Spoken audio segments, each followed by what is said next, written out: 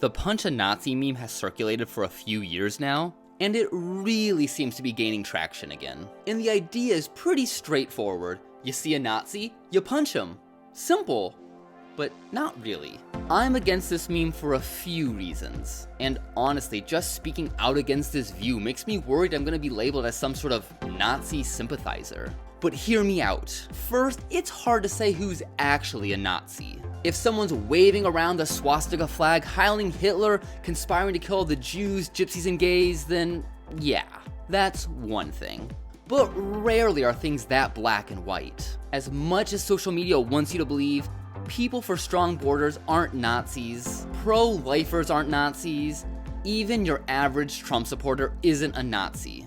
And labeling them as such not only muddies the waters for true Nazis, but it actually pushes them towards them. There are a few absolute conversation stoppers. Take George Costanza's classic line, "Well, I had sex with your wife!"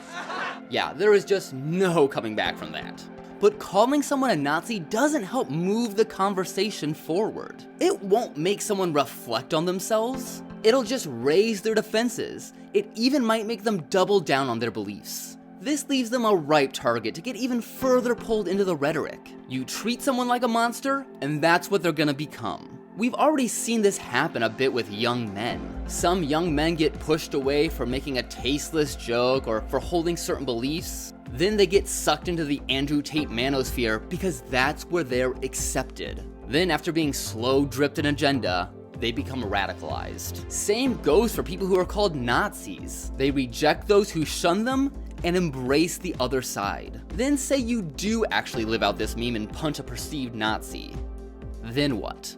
That person just becomes a martyr for the cause. Sure, a large swath of the population may applaud the act, but it will also strengthen the opposition's resolve. It just turns into some backwards Nelson Mandela situation. Next thing you know, the people are just rallying behind the person who got punched. And you see this all the time in this polarized nation.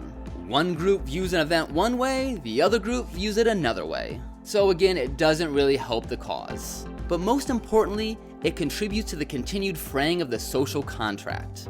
Even though it's just a meme, and I doubt there's people going around actually hitting so-called Nazis, the theme still perpetuates divisiveness. Violent rhetoric is on the rise on both the right and the left. And sure, people just like to shit talk online, but over time, the ideas creep into the real world. This normalization of violence is dangerous in a world of witch hunts and jumping to conclusions. There's just too much room for error. And this just leads to people justifying their violent acts. You label someone a racist, now jumping them is heroic.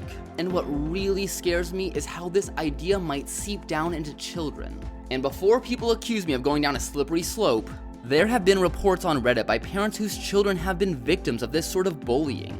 And while you can't believe everything you read online, it's not hard to imagine this being true. You accuse someone of being a racist or a Nazi, and now that act of bullying becomes social justice. So what can we do? First, it's time to retire this meme as it just has too many problems. Instead of resorting straight to violence, we need to have more conversations with people who disagree with us. Most people's beliefs are more complex than just Nazi.